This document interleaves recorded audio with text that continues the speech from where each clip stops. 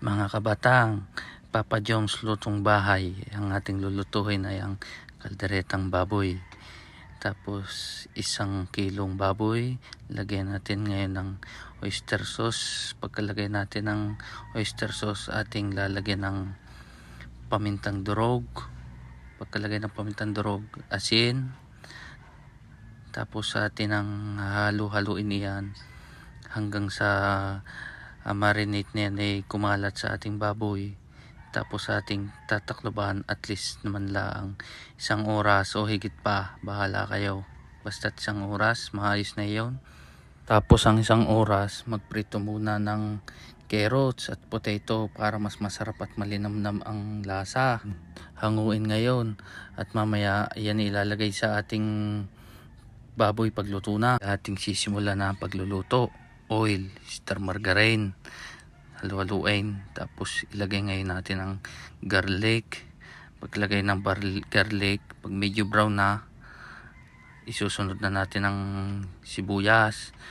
Pag ang sibuyas onion mo luto na, iyon na ngayong kukunin ng marinated na pork mo. At ngayon, iyong halu-haluin ngayon. Pag medyo nahalo mo na, iyong takpe. At ating bubuksin maya-maya at tayo mag-aantay lang ng mga 30 minutos. Saka natin bubuksan. Ay buksin na ngayon. Pag okay na sa inyo, lagyan nyo ngayon ng pickles. Tapos sabayan nyo ng magic sarap. Baka naman. Tapos inyong lagyan rin ng asin. Pagkalagay ng asin, inyo ngayong ilagay ngayon ng soy sauce. Pagkalagay ng inyong soy sauce, inyo naman ngayong halu-haluin.